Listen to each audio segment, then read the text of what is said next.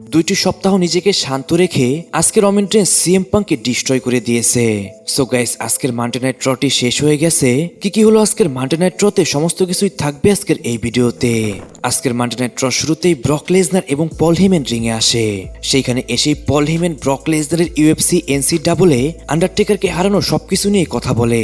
পল হেমেন আরো বলে, আজকের মানডে নাইট ট্রতে ব্রক লেসনার একটু পিচিং অফ। এর কারণ হচ্ছে লাস্ট উইক যা হয়েছে ব্রক লেসনারের সাথে, এর জন্যই ব্রক লেসনার আজকে কোনো কথা বলছে না। ব্রক লেসনার 10 জন মার্কসম্যানকে অ্যাটাক করে সে যখন সেথ রোলিন্সকে অ্যাটাক করতে যাবে, তখনই একজন ওভারহাইপ রুলার এসে ব্রক লেসনারকে অ্যাটাক করেছে। আমি বলছি ওবাফেমির কথা, এটা ব্রক লেসনারের জন্য অনেক বেশি খারাপ একটা ব্যাপার। কারণ এটা সেই ব্রক লেসনার যে কিনা 25 বছর বয়সেই ওয়ার্ল্ড হেভিওয়েট চ্যাম্পিয়ন হয়েছিল, যে কিনা আন্ডারটেকারের স্ট্রিক ভেঙেছিল। তাকে কি আন্ডারটেকার পাঠিয়েছিল? আমার অ্যান্সার হলো না। তাকে কি গোলবার্গ পাঠিয়েছিল? এখানেও আমার উত্তর হবে না। তাকে কি ডিন অ্যামব্রোস পাঠিয়েছিল? এটাও না। তাকে কি ববি ল্যাসলি, এজে স্টাইল, জন সিনা পাঠিয়েছিল? এখানেও আমি নাই বলবো। ওবাফেমি, তুমি রেসেলমিনিয়াতে টের পাবে F5 কাকে বলে আর সুপ্লেক্সিটি কাকে বলে, আর তুমি টের পাবে ব্রক লেসনার কাকে বলে। গাইস, এখানে কিন্তু পল হেমেন ডিন অ্যামব্রোসের নামও নিয়ে এসে আজকে। আমার মনে হয় এর পিছনে সেরকম কোনো কারণ নেই, জাস্ট পল হেমেনের মুখ থেকে সাডেনলি এই কথাটি বের হয়ে গেছে। তখনই সেখানে লাইটগুলো অফ হয়ে যায় আর সেখানে চলে আসে রুলার ওবাফেমি। ওবাফেমি রিংয়ে আসার পরেই ফার্স্টে ব্রক লেসনার তাকে অ্যাটাক করে, কিন্তু ব্রক লেসনার যখনই তাকে F5 হিট করতে যাবে, আমরা দেখতে পাই ব্রক লেসনার তাকে F5 হিট করতে পারছিল না। উল্টো ওবাফেমি ব্রক লেসনারকে রিং থেকে নিচে ফেলে দেয়, যার মাধ্যমে আজকেও ব্রক লেসনারকে ডিস্ট্রয় করে দিল ওবাফেমি। তারপর উসোস ভার্সেস ভিশনদের মধ্যে একটি নন টাইটেল ম্যাচ হয়। এটি একটি ট্যাগ টিম ম্যাচ ছিল, যেখানে কিন্তু ফার্স্টে থেকে অনেক ভালো রেসলিং চললেও একটি মোমেন্টে যখন লোগেন পল তার হাতে ব্রেস নকটি পড়ছিল, তখনই সেখানে এলে নাইটের মিউজিক হিট হয়ে যায়। এলে নাইট এসে লোগেন পলকে অ্যাটাক করে এবং কি সে ব্রেস নকটি জেউসোকে দেয়। জেউসো কোনো দেরি না করে সে ব্রেস নকটি হাতে পরে নেয় আর সে অবস্থায় একটি পাঞ্চ হিট করে অস্টিন থিওরিকে, যা রেফারি দেখে ফেলে এবং এই ম্যাচটির মধ্যে ভিশনকে উইন করিয়ে দেয়। এইটা শুনে তো জেউসো অনেক রেগে যায়। সে আবারও রিং এর মধ্যে যায় এবং কি লোগেন পলকে সে ব্রেস নক পরা অবস্থায় একটি পাঞ্চ হিট করে দেয়। এখন জেউসো এবং জিমিউসোর সাথে যেভাবে এলে নাইট অ্যাড হচ্ছে, মনে হচ্ছে না যে রেসেলমিনিয়াতে এলে নাইটের কোনো সিঙ্গেল ম্যাচ হবে। আমার মনে হয় রেসেলমিনিয়াতে উসোস, এলে নাইট ভার্সেস ভিশনদের সাথে কোনো 6 ম্যান ট্যাগ টিম ম্যাচ হতে পারে। কারণ রিমার রয়েছে অলরেডি কিন্তু ব্রন ব্রেকার পারফরমেন্স সেন্টারে ট্রেনিং করেছে। সম্ভবত রেসেলমিনিয়ার আগেই ব্রন ব্রেকার আবারও রিং এর মধ্যে ব্যাক করতে পারে এবং কি রেসেলমিনিয়ার মধ্যে কোনো একটা 6 ম্যান ট্যাগ টিম ম্যাচ আমরা দেখতে পারি। তারপর বেকি লিঞ্চ রিং এ আসে। সে এসে ক্লিয়ার করছিল কেন সে গত সপ্তাহে এজিলিকে অ্যাটাক করেছে। সে বলে, আমি যখন বাড়ি ছিলাম আমার ডটার এজিলির সং গাইছিল, যার মা কিনা একজন গ্রেটেস্ট ওমেন রেসলার। তারপরও সে কিভাবে অন্য একজন রেসলারের থিম সংটি গাইছিল। তখনই সেখানে এজিলি চলে আসে। এজিলিকে দেখেই বেকি লিঞ্চ রিং থেকে পালিয়ে যায়। তারপরে এজিলিও বেকি লিঞ্চকে অপমান করতে শুরু করে, বলে রেসেলমিনিয়াতে আমি তোমাকে ফেস করব এবং কি সেখানে তোমাকে আমি আবারও ট্যাপ আউট করাবো। তারপর তুমি তোমার মেয়ের মতো আমার ফ্যান হয়ে যাবে।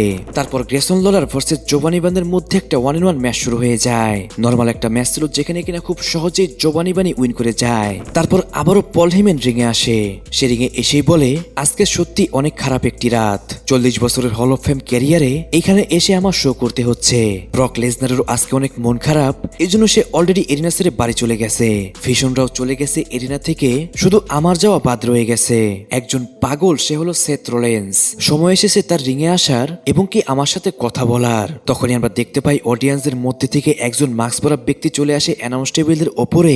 সে যখন মাস্কটি খুলে আমরা দেখতে পাই এটা আর কেউ নয়, সেটা হলো সেথ রোলিন্স। সেথ রোলিন্স সেখানে আসার পরেই সেথ রোলিন্সকে বেশ কিছু পুলিশ সেখান থেকে অ্যারেস্ট করে নিয়ে যায়। আর তখনই পল হেমেন বলতে থাকে, আমি তোমার নামে একটি লসুট ফাইল করেছি। তুমি গত সপ্তাহে আমাকে অ্যাটাক করেছিলে, আমি একজন হ্যান্ডিক্যাপ। পল হেমেন তারপর সেথ রোলিন্সের ফ্যামিলি নিয়ে কথা বলতে শুরু করে, যা শুনে সেথ রোলিন্স অনেক বেশি রেগে যায় এবং কি পুলিশের কাছ থেকে ছুটে গিয়ে একদমই পল হেমেনকে অ্যাটাক করে দেয়। সেথ রোলিন্স পল হেমেনকে একটি পাঞ্চ হিট করে, তখনই পুলিশটা সেখানে সেথ রোলিন্সকে আবারও অ্যারেস্ট করে সেখান থেকে নিয়ে যায়। আর এসব কিছু দেখে অনেক বেশি মজা নিচ্ছিল পল হেমেন। তারপর বেইলি, লাইরা ভলকিরিয়া ভার্সেস কাবুকি ওয়ারিয়ার্সদের মধ্যে একটি ট্যাগ টিম ম্যাচ হয়। ম্যাচটি মোটামুটি ভালোই হয়, যেখানে কিনা বেইলি এবং কি লাইরা ভলকিরিয়াই উইন করে যায়। তারপর আমরা ব্যাকস্টেজে পেন্ট্রা, ড্রাগনলি এবং কি আইশো স্পিডকে দেখতে পাই। আই ডোন্ট নো কেন এখানে স্পিডকে রেখেছে WWE। কিছুদিন আগে একটা রিউমার ছিল যে আইশো স্পিড যে রেসলিং এর জন্য ট্রেনিং নিচ্ছে এবং কি হতে পারে সে খুব তাড়াতাড়ি WWE রিং এর মধ্যে ফাইট করতে পারে। এরকম আউটসাইডাররা যখন রেসলিং করে, পার্সোনালি কিন্তু আমার কাছে ভালো লাগে না, এই সমস্ত বিষয়গুলো আপনাদের কাছে কেমন লাগে অবশ্যই কিন্তু কমেন্টে জানাবেন। তারপর লিভ মর্গান এবং ডমিনিক মিস্টিরিও এন্ট্রেন্স করছিল। তখন স্টেফেনি বেকর এসে লিভ মর্গানকে অ্যাটাক করে দেয় এবং কি তারা ফাইট করতে করতে ব্যাকস্টেজে চলে যায়। তারপর শুরু হয়ে যায় ডমিনিক মিস্টিরিও ভার্সেস পেন্টার মধ্যে একটি ইন্টারকন্টিনেন্টাল চ্যাম্পিয়নশিপ ম্যাচটি মোটামুটি ভালোই চলছিল। একটি মোমেন্টে ডমিনিক মিস্টিরিও 619 হিট করে একটি স্প্ল্যাশ হিট করতে যাবে, তখনই সেখানে চলে আসে ফিন বেলারকে দেখে জেডি ম্যাকডোনা তাকে আটকাতে যায়, কিন্তু ফিন বেলার জেডি ম্যাকডোনাকে সেখানে ডিস্ট্রয় করে দেয়। এই সমস্ত কিছু দেখছিল ডমিনিক মিস্টিরিও। তখনই পেন্টা ডমিনিক মিস্টিরিওকে রোল আপ পিন করে হারিয়ে দেয় আর সে তার টাইটেলকে রিটেন করে নেয়। কিন্তু যখনই ম্যাচটি শেষ হয়ে যায়, ফিন বেলার এসে ডমিনিক মিস্টিরিওকে অ্যাটাক করে দেয়।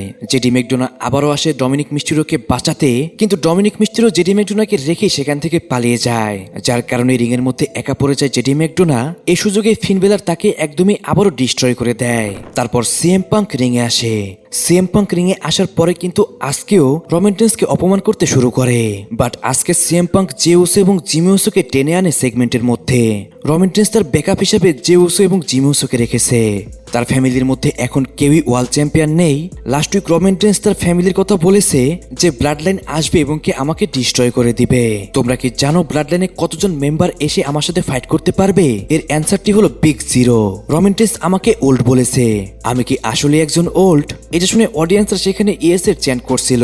সিএম পাঙ্ক বলে আমি একজন ওল্ড, এটা নিয়ে আমার কোনো লজ্জা নেই, বরং এটা নিয়ে আমি অনেক প্রাউড ফিল করি। আমার তো লজ্জা হবে তখন যখন আমার ভাঙাচোরা চোয়াল ঢাকার জন্য আমি বড় বড় দাড়ি রাখবো আমার মুখের মধ্যে। গাইস, এখানে কিন্তু সিএম পাঙ্ক রোমান রেন্সের মুখের যে দাড়িগুলো রয়েছে সেটাকে কিন্তু টিস করেছে। আমার প্রাউড ফিল হয় আমার জন্মভূমি নিয়ে। ওল্ড জাস্ট একটা নাম্বার। আমি old but I am not unsecure. আমি বেস্ট ইন দ্য ওয়ার্ল্ড। রেসেলমিনিয়াতে এই ওল্ড ম্যানই রোমান রেন্সকে দেখিয়ে দিবে কিভাবে আমি ওল্ড হয়েছি। আমি তোমাকে জিটিএস হিট করে ঘুম পাড়াবো, তারপর যখন তুমি মানডে নাইট রতে জাগবে তখনই তুমি বুঝতে পারবে কে বেস্ট ইন দ্য ওয়ার্ল্ড। আমি বিট করেছি গুন্থারকে, আমি বিট করেছি জে উসোকে। তারাও আমাকে আন্ডার এস্টিমেট করেছিল।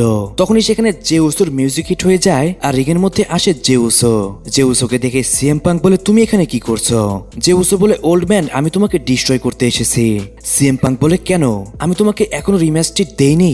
আসো তোমার সাথে আমার এখনই একটা ম্যাচ হয়ে যাক, কারণ আমি একজন ফাইটিং চ্যাম্পিয়ন, আমি যে কোনো সময় ফাইট করতে পারি।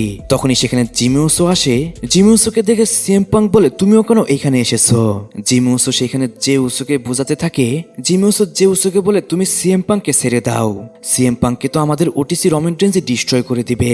তখনই সেখানে রোমান রেন্সের মিউজিক হিট হয়ে যায় আর রিং এর মধ্যে চলে আসে রোমান রেন্স এসে জিমি উসোকে বলে তোমাদের আজকে একটি ট্যাগ টিম ম্যাচ ছিল আর সেটা শেষও হয়ে গেছে, তাই তুমি এখনই তোমার ভাইকে নিয়ে আমার রিং থেকে চলে যাও। কিন্তু তখনই জে উসো সিএম পাঙ্ককে অ্যাটাক করতে যায়, বাট সিএম পাঙ্ক একটি পাঞ্চ হিট করে সেখানে জে উসোকে ফেলে দেয়। তখন রোমান রেন্স সিএম পাঙ্ককে একটি সুপারম্যান পাঞ্চ হিট করে। অপরদিকে আমরা দেখতে পাই জে উসো এবং জিমি উসোকে সিকিউরিটি গার্ডরা সেখান থেকে নিয়ে যাচ্ছিল। জে উসো বারবারই রোমান রেন্সকে বলছিল যেন সিএম পাঙ্ককে সে যেন ডিস্ট্রয় করে দেয়। এটা শুনে রোমান রেন্স আবারও রিং এর মধ্যে যায় এবং সে সিএম পাঙ্ককে ফার্স্টে একটি স্পেয়ার হিট করে আর তারপরে সে কমিউনিটি টেবিলের ওপরে সিএম পাঙ্ককে একটি পাওয়ার বম হিট করে দেয়। এই পাওয়ার বমটি খেয়েও সিএম পাঙ্ক বারবারই বলছিল আমার কোনো হেল্পের প্রয়োজন নেই, আর এটা সিএম পাঙ্ক একটু মজার ছলেই বলছিল। গাইস, এরই মাধ্যমে আজকের মানডে নাইট রটি শেষ হয়ে যায়। আজকের ভিডিওতে অনেক বেশি নয়েজ ছিল, এটা আমি জানি, কারণ আজকে আমি একটি দরকারি কাজের জন্য একটি জায়গায় এসেছি। এই জন্য আমি সবার কাছে সরি বলছি ভিডিওতে একটু নয়েজ থাকার জন্য। সো গাইস, আজকের ভিডিও এই পর্যন্তই। রেসলিং সম্পর্কে সমস্ত নিউজ এবং কি আপডেট জানার জন্য চ্যানেলটিকে সাবস্ক্রাইব করবেন।